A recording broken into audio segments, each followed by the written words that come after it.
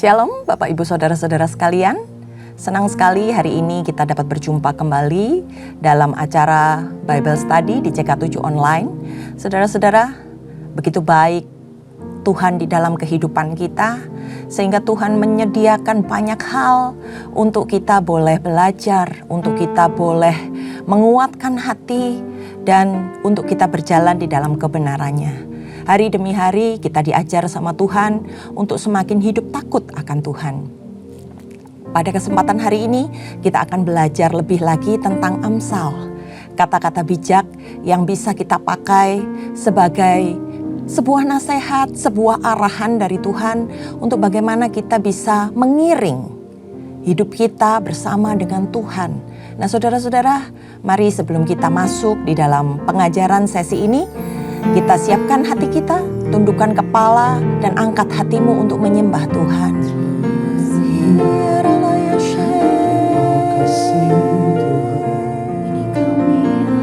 Kami datang Tuhan, kami bawa hati kami, bersyukur buat kasih-Mu Tuhan Bapa, sebab Kau baik. Kami mau tinggikan Tuhan. Bapa, ku persembahkan tubuhku sebagai persembahan yang hidup, kudus, dan yang berkenan padamu, sebagai ibadah yang sejati.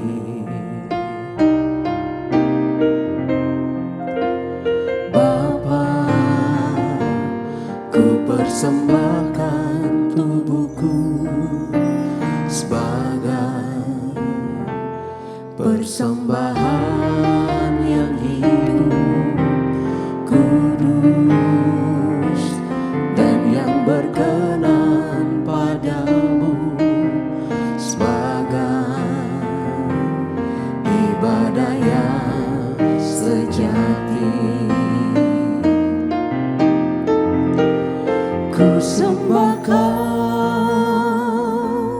Tuhan, ku sembah Kau Tuhan, ku serahkan hidupku kepadamu untuk kemuliaan nama-Mu. Ku sembah Kau Tuhan, ku sembah Kau Tuhan, ku serahkan hidupku kepadamu untuk kemuliaan nama-Mu.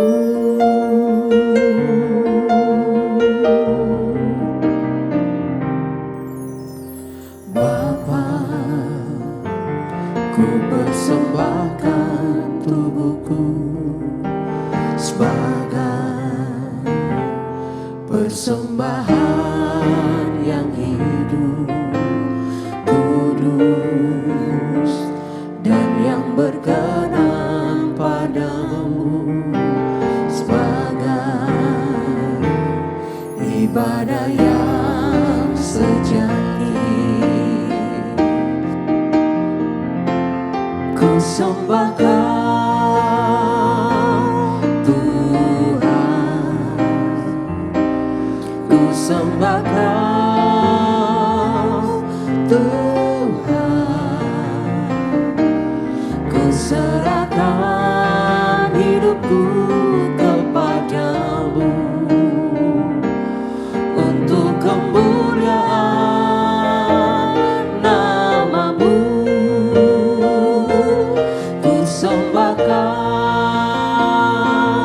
Tuhan, ku sembah Kau Tuhan, ku serahkan hidupku kepadamu untuk kemuliaan nama-Mu.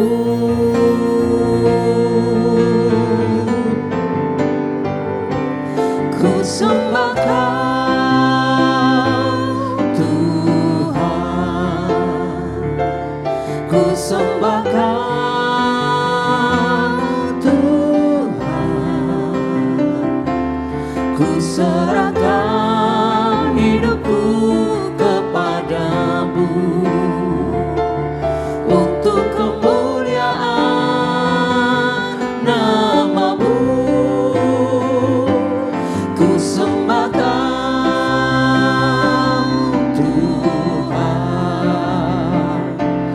ku sembah Kau Tuhan, ku serahkan hidupku kepadamu untuk kemuliaan nama-Mu.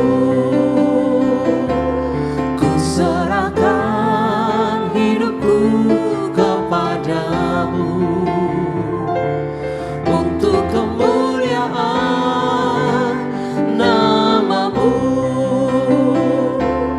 Ku serahkan hidupku kepadamu untuk kemuliaan nama-Mu.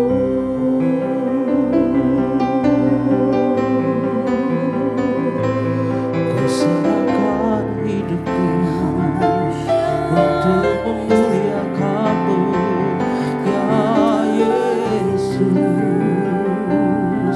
Syakaralaba yaralalaba raraba, kuriyaralala yaralaba shi, yaralala yaralalaba yaralaba. Haleluya. Yaralaba yaralaba shi, kuriyaramu. Kami mau persembahkan yang terbaik hanya bagi-Mu. Mulutku penuh dengan pujian kepadamu, ya Yesus Tuhan. Sepanjang hari ku beri penghormatan kepadamu, ya Allahku. Mulutku penuh dengan pujian kepadamu, ya Yesus Tuhan. Sepanjang hari ku beri penghormatan kepadamu, ya Allahku.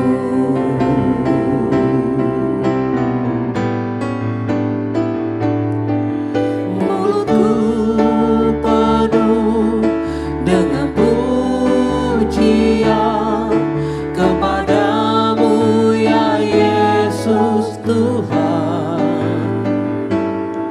Sepanjang hari ku beri penghormatan kepadamu, ya Allahku. Mulutku penuh dengan pujian kepadamu, ya Yesus Tuhan. Sepanjang hari ku beri penghormatan kepadamu, ya Allahku.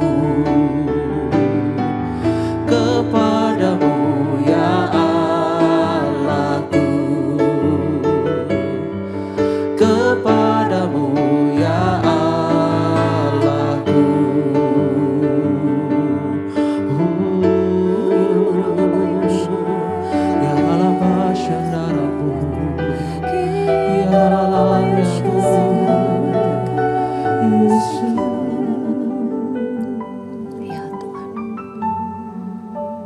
Semua yang terjadi dalam hidup kami, semua karena anugerah-Mu ya Bapa. Untuk itu kami menaikkan pujian penyembahan dari hati kami sebagai persembahan yang terbaik untuk Engkau ya Bapa. Tuhan, kami minta hikmat yang daripada-Mu untuk kami hari ini sama-sama boleh menyelami isi hati-Mu, untuk kami sama-sama boleh dikuatkan melalui ayat per ayat Tuhan yang akan kami baca, yang akan kami renungkan hari ini. Biar ya Tuhan dalam hidup kami boleh dikatakan bertumbuh di dalam Tuhan dengan hikmat yang daripada-Mu yang menyertai sepanjang hidup kami, dan izinkan kami untuk kami bisa diberkati dan menjadi berkat melalui apa yang kami pelajari ini ya Tuhan. Terima kasih Roh Kudus, Engkau yang berbicara, hanya di dalam nama Tuhan Yesus setiap yang percaya katakan amin. Oke, shalom saudara-saudara. Hari ini kita akan sama-sama belajar tentang Amsal yang ke-12. Nah, Amsal yang ke-12 ini berisi 28 ayat saudara-saudara. Yang boleh dibilang isinya itu merupakan banyak, berisi tentang lawan kata. Misalnya nanti akan dikatakan yang baik dengan yang jahat. Nah, ini banyak menggunakan istilah-istilah yang berlawanan satu sama lain, sehingga kalau kita pelajari itu seperti sebuah hubungan sebab dan akibat. Nah, di mana makna pengajaran utamanya adalah mengenai karakter manusia yang tentunya berbeda-beda sebagai dampak yang dihasilkan atas setiap perbuatan yang kita lakukan. Manusia itu unik saudara-saudara. Mereka punya sifat, mereka punya kepribadian masing-masing. Tapi di sini bagaimana dengan sifat kepribadian masing-masing ini manusia bisa dibentuk melalui hikmat, melalui nasihat yang diperoleh sehingga menghasilkan sebuah karakter. Nah, dikatakan banyak terdapat lawan kata antara orang benar dan orang fasik. Nanti kita baca ada orang bijak dan orang bodoh, orang yang rajin dan para pemalas. Kemudian bagaimana istri yang cakap, sebaliknya ketika istri itu memalukan. Jadi di satu sisi membahas tentang hasil dari sebuah karakter yang baik, tapi di sisi lain dibahas tentang akibatnya jika kita tidak melakukan. Nah, kita mulai saudara-saudara dari ayat yang pertama. Ini nanti kita baca ayat per ayat ya saudara-saudara. Siapa mencintai didikan, mencintai pengetahuan. Tetapi siapa yang membenci teguran adalah dungu. Nah, di ayat yang pertama ini ketika seseorang memiliki pengetahuan, maka dia adalah orang yang cinta akan didikan Tuhan. Kalau kita mau tahu banyak, kita harus mau merelakan diri kita untuk dididik oleh Tuhan dengan mau belajar. Karena didikan itu berfungsi untuk mengarahkan manusia, untuk kita bisa mendisiplinkan diri hari demi hari. Sedangkan lawan katanya dari orang yang cinta akan didikan, orang yang memiliki pengetahuan ini adalah dikatakan orang yang dungu. Apa yang disebut dungu saudara-saudara? Menurut referensi-referensi yang saya baca, dalam bahasa Ibrani dungu ini dikaitkan dengan kata-kata yang merujuk kepada binatang. Sehingga boleh dikatakan orang yang dungu atau bodoh itu berperilaku hanya berdasarkan dari insting. Orang-orang seperti ini adalah orang-orang yang menolak didikan. Dia tidak mau dididik, tidak mau diarahkan. Sikap dengan tidak bisa diatur oleh orang lain atau apa yang disebut dengan pengetahuan. Ini disebut sebagai orang-orang yang dungu, berbeda dengan orang-orang yang mau dididik. Nah, ayat 1 berbicara tentang bagaimana didikan itu membuat kita mengetahui segala hal.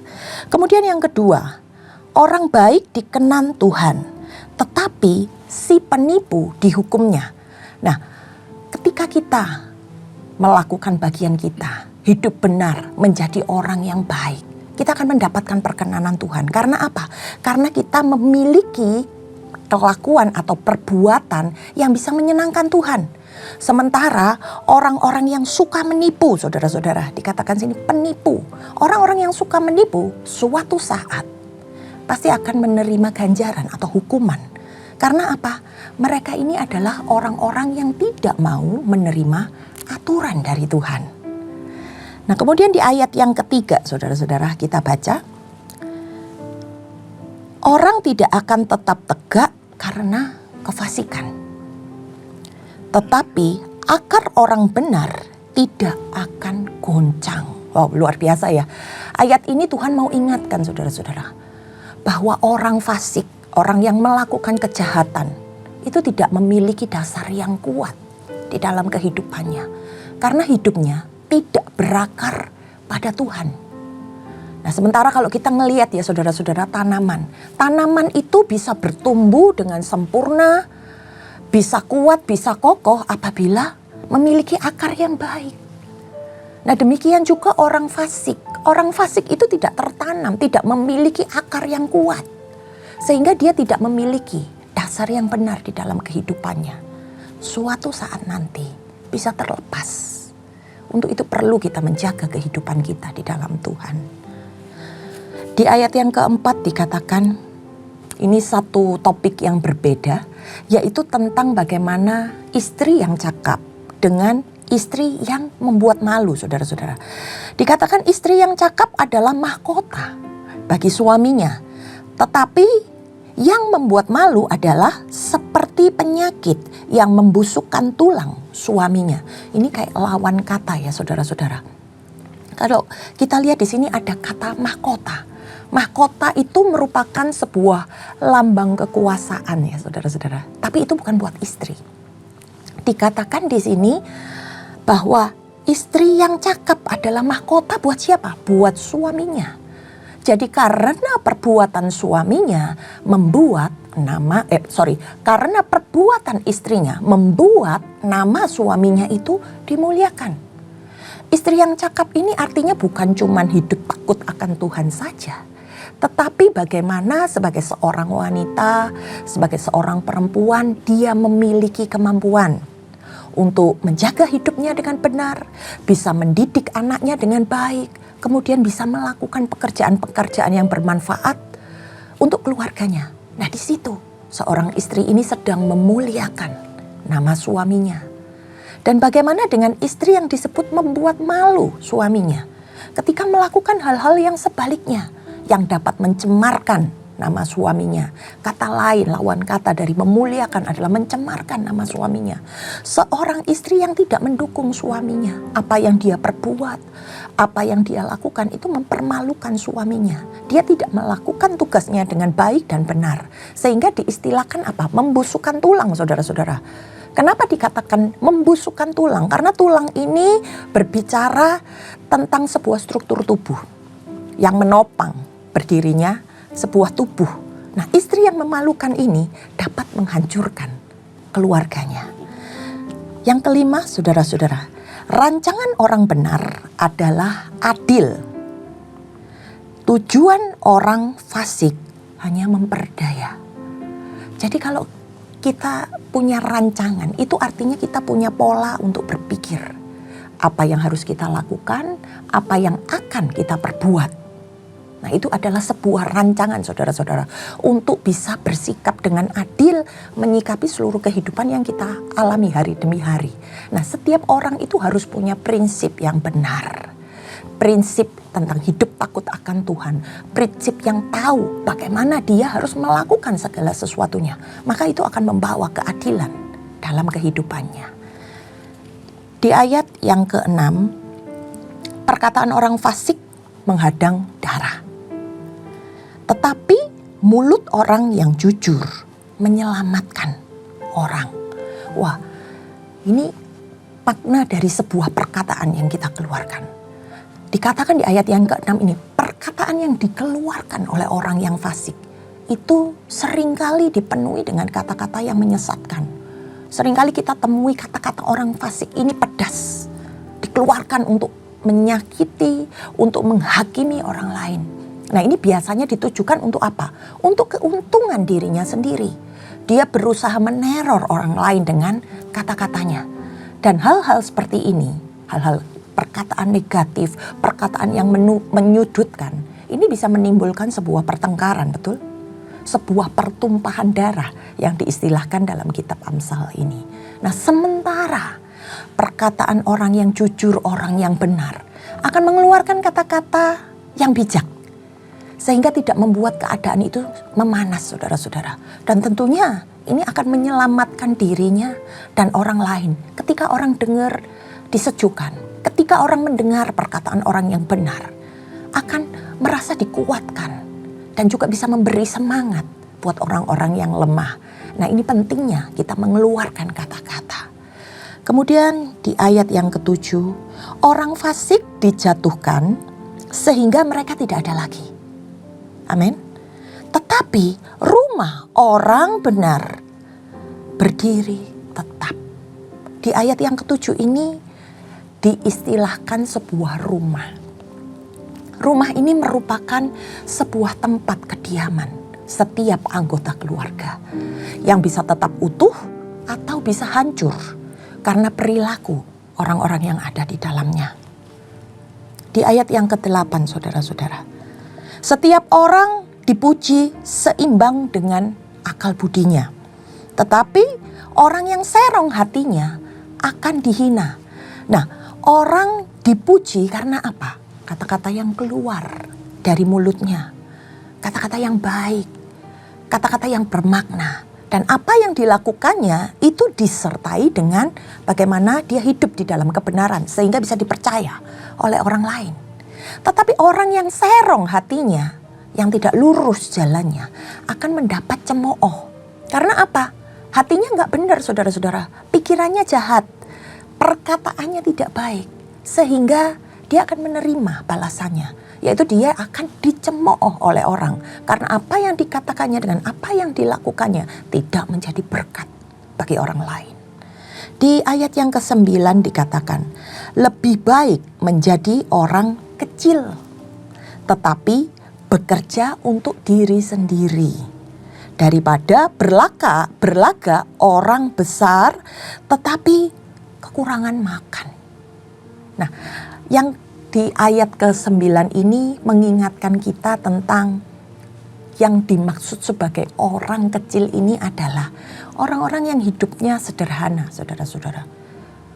Bukan orang kaya, yang merasa nyaman ketika dia bekerja dan menikmati hasilnya dari tangan sendiri, dari tangannya sendiri, dari apa yang dihasilkannya. Dan dia gak malu dengan keadaannya dibandingkan dengan orang-orang yang sok kaya, di mana mereka menutupi kehidupannya dengan bergaya hidup mewah yang seringkali dalamnya sebenarnya nggak seperti itu, atau diistilahkan dalam peribahasa orang yang besar pasak daripada tiang, seolah-olah memperlihatkan dirinya itu kaya, tetapi dalam kenyataannya dia adalah orang-orang yang biasa yang ingin terlihat dan tampak kaya. Untuk itu perlu kita menjadi orang-orang yang sederhana, orang-orang yang kecil, orang-orang yang tidak menonjolkan diri, hidup dengan apa adanya. Di ayat yang ke-10, orang benar memperhatikan hidup hewannya. Tetapi belas kasihan orang fasik itu kejam. Nah, di ayat yang ke-10 ini dibahas tentang hewan. Ternyata menurut tafsiran, ini dihubungkan dengan kehidupan orang-orang Israel kuno, saudara-saudara. Di mana ketika mereka hidup, mereka sangat memperhatikan hewan-hewan peliharaannya pada masa itu. Sehingga jika orang itu hidup benar, maka dia akan memperhatikan kehidupan binatang sekalipun. Jadi dia tetap menjadi berkat sekalipun bukan dengan manusia, tetapi dengan orang-orang dengan binatang yang tidak bisa membalas kebaikannya, mereka tetap memperhatikan. Jadi di situ dikatakan orang benar memperhatikan hidup hewannya. Ada sesuatu yang kita bisa pelajari dari makna kata ini.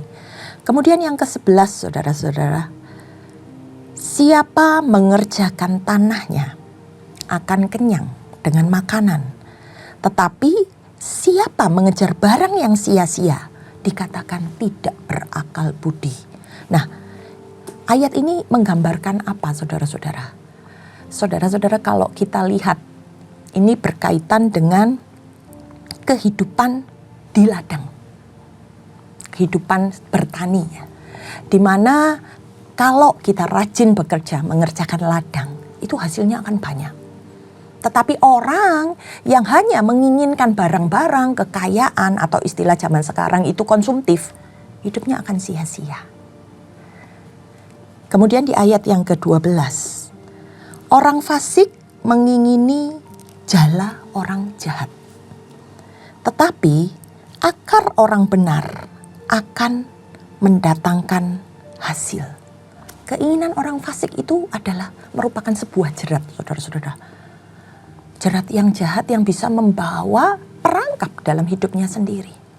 Tetapi kalau orang yang hidupnya benar, dia akan berjalan dengan lurus sehingga dia berakar.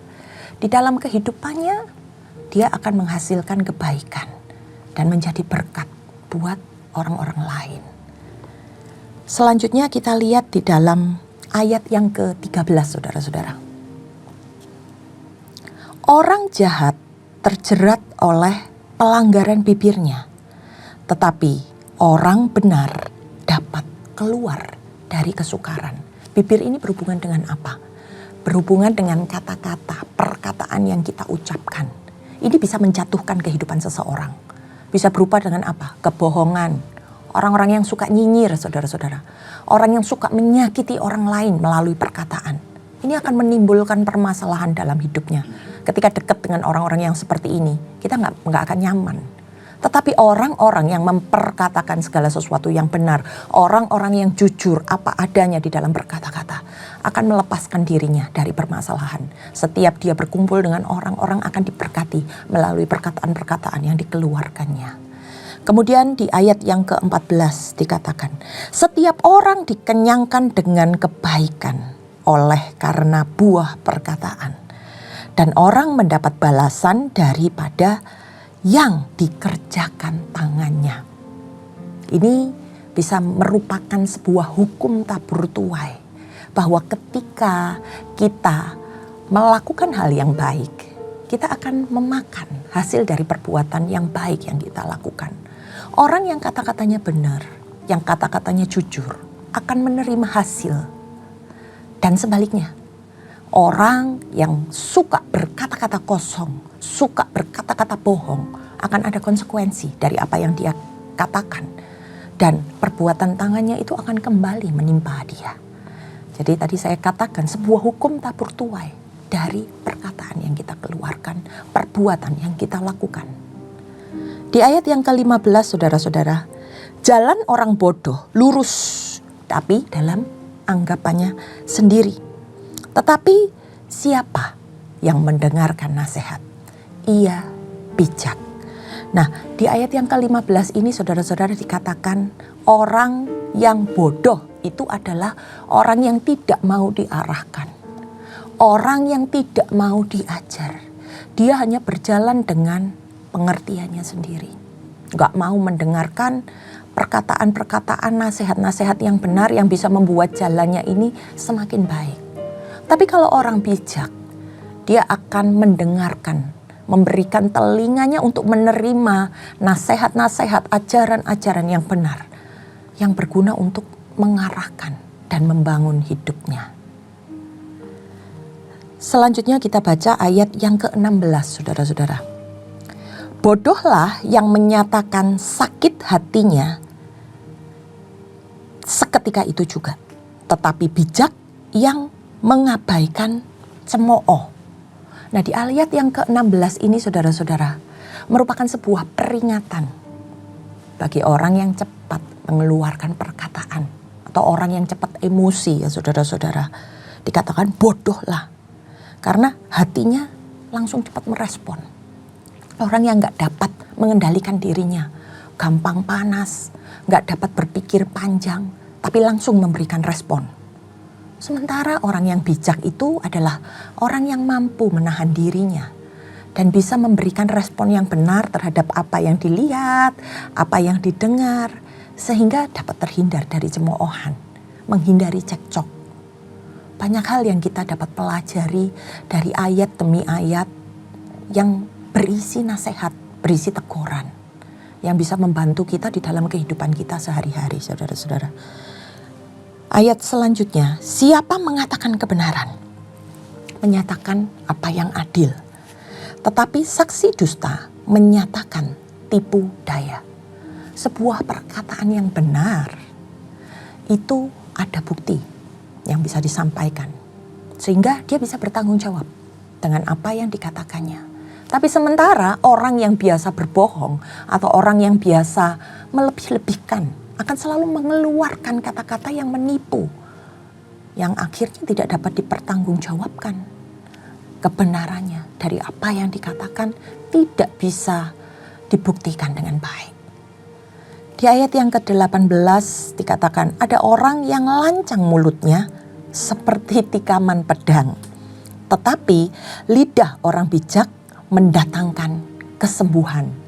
Nah, kata-kata yang kita keluarkan ini saudara-saudara perlu kita perhatikan. Karena kata-kata ini bisa melukai, tapi bisa menyembuhkan juga. Nah, sebuah kata-kata yang kasar yang kita keluarkan itu disebut sebagai tikaman pedang, sesuatu yang menyakiti orang lain. Tetapi sebuah perkataan yang bijak yang kita keluarkan, yang kita sampaikan, itu bisa menguatkan, bisa menyembuhkan orang. Nah, ini keluar dari bibir orang yang benar akan mendatangkan kebaikan. Di mana ketika orang mendengar, ada jiwa yang disembuhkan, ada jiwa yang dikuatkan. Ini berdampak bagi orang lain. Di ayat yang ke-19 dikatakan, bibir yang mengatakan kebenaran tetapi untuk selama-lamanya, tetapi lidah dusta hanya sekejap mata. Perkataan yang benar yang kita keluarkan itu akan membawa dampak yang baik dalam hidup kita. Orang yang bisa dipercaya akan berbicara dengan benar. Kata-kata yang jujur, kata-kata yang apa adanya. Tapi sementara kata-kata yang penuh kebohongan, cuman tinggal tunggu waktu saja saudara-saudara. Kapan akan terbongkar. Di ayat yang ke-20 kita baca saudara-saudara. Tipu daya ada di dalam hati orang yang merencanakan kejahatan. Tetapi orang yang menasehatkan kesejahteraan akan mendapat sukacita. Orang yang pemikirannya jahat akan selalu merancangkan kejahatan. Hal-hal yang ingin merugikan orang lain, yang menguntungkan dirinya. Itu adalah pikiran-pikiran dari orang jahat. Dan orang-orang seperti mereka ini tidak akan pernah bisa merasakan yang namanya damai sejahtera ataupun sukacita. Karena apa? Yang ada di dalam pemikirannya adalah segala sesuatu tentang perbuatan yang jahat. Di ayat berikutnya, ayat yang ke-21 dikatakan, orang benar tidak akan ditimpa oleh bencana apapun, amin. Tetapi orang fasik akan senantiasa celaka. Ini ada hubungannya dengan ayat yang ke-20. Apa yang kita tabur itu yang akan kita tuai dalam hidupnya. Karena orang-orang yang fasik, orang-orang yang jahat itu seolah-olah sedang menggali kuburnya sendiri. Di mana suatu saat dia akan terjerumus dan jatuh di sana. Kemudian di ayat yang ke-22, orang yang dusta bibirnya adalah kekejian bagi Tuhan. Tuhan benci dengan dusta, saudara-saudara. Tetapi orang yang berlaku setia akan dikenannya. Di ayat yang ke-23 ini berbicara tentang bagaimana ciri-ciri orang yang bijak. Orang yang bijak itu orang yang gak sombong, gak suka membual.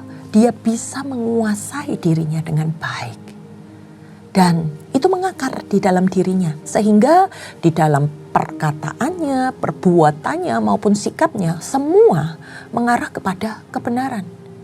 Sementara orang yang bebal itu biasanya orang yang suka membual, menghayal, mengeluarkan hal-hal yang tidak menguntungkan buat orang lain. Di mana di situ seringkali dia mengeluarkan kata-kata yang bodoh, yang tidak membuat orang diberkati melalui apa yang disampaikannya. Nah, di ayat yang ke-24 kita baca, tangan orang rajin memegang kekuasaan, tetapi kemalasan mengakibatkan kerja paksa. Ini menarik ya saudara-saudara di ayat yang ke-24 ini. Di mana dikatakan orang kalau rajin, dia memiliki banyak kesempatan untuk bisa berhasil. Sehingga secara perlahan-lahan, ya kelihatannya lama. Tapi pasti dia akan menuai apa yang dia tabur, apa yang dia perbuat, apa yang dia lakukan. Tetapi sebaliknya, orang-orang yang kerjanya malas, orang yang asal-asalan bekerjanya, akan merasakan itu sebuah beban yang sedang dia tanggung. Sebuah beban berat yang sedang dia kerjakan. Karena apa? Dilakukan dengan perasaan yang terbebani, dia nggak bisa enjoy dalam melakukan apa yang harus dia kerjakan. Di ayat yang ke-25, kekhawatiran dalam hati membungkukkan orang. Tetapi perkataan yang baik akan mengembirakan dia. Orang yang hidupnya dalam kekhawatiran, kecemasan, itu gak bisa merasakan kebahagiaan saudara-saudara. Karena apa? Mereka akan sering merasa tertekan di dalam kehidupannya. Sehingga dikatakan sebagai posisi yang membungkuk. Tetapi dengan kata-kata yang positif, kata-kata yang bijak, itu dapat menguatkan dia. Begitu pentingnya orang mendengarkan nasihat supaya dia memperoleh hikmat di dalamnya. Di ayat yang ke-26 dikatakan orang benar mendapati tempat penggembalaannya, tetapi jalan orang fasik menyesatkan mereka sendiri. Artinya saudara-saudara, orang yang hidupnya benar itu dapat digembalakan, dapat diarahkan, dapat diluruskan. Mungkin dia tadinya salah jalan, mungkin tadinya hidupnya bengkok. Tetapi ketika dia mau diarahkan, digembalakan, maka dia akan memperoleh hidup yang lurus. Dan ini membuat hidupnya itu bertumbuh dan bertambah dengan baik.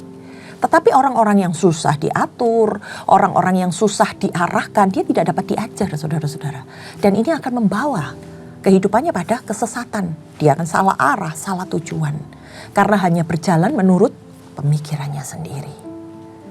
Di ayat yang ke-27 dikatakan orang malas tidak akan menangkap buruannya. Tetapi orang rajin akan memperoleh harta berharga.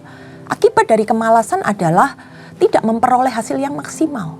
Tetapi orang yang selalu mengerjakan bagiannya dengan rajin pasti akan mendapat bagian yang terbaik sesuai dengan porsinya. Nah, di ayat yang ke-28 ini merupakan kesimpulan dari 27 ayat sebelumnya, saudara-saudara. Dikatakan, di jalan kebenaran terdapat hidup, tetapi jalan kemurtatan menuju maut.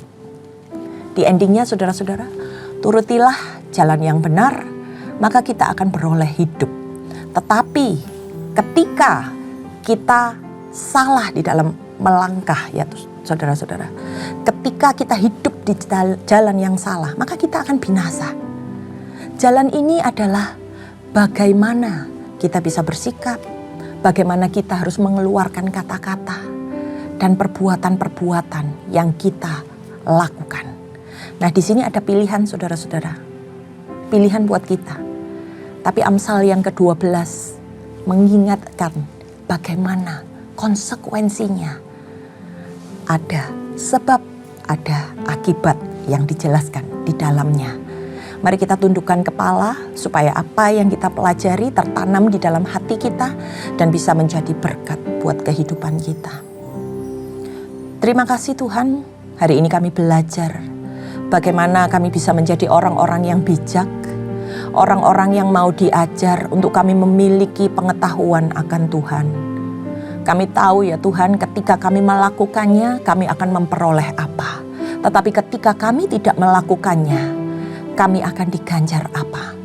Tuhan, kiranya ya Tuhan, melalui ayat-ayat yang kami baca, kami boleh merenungkan bagaimana perbuatan, perkataan yang kami lakukan selama ini. Dan izinkan ya Tuhan untuk kami bisa belajar, untuk kami bisa dipulihkan menjadi orang-orang yang lurus, yang hidup jujur dan benar di hadapan Tuhan. Roh Kudus, Engkau yang mengingatkan supaya segala sesuatu yang ditabur di dalam benih hati kami percaya akan bertumbuh dan akan berbuah pada waktunya. Kami mau serahkan ya Tuhan kehidupan kami ini hanya di dalam nama Tuhan Yesus Kristus. Haleluya, amin. Terima kasih saudara-saudara sudah menyaksikan Bible Study. Tuhan Yesus memberkati.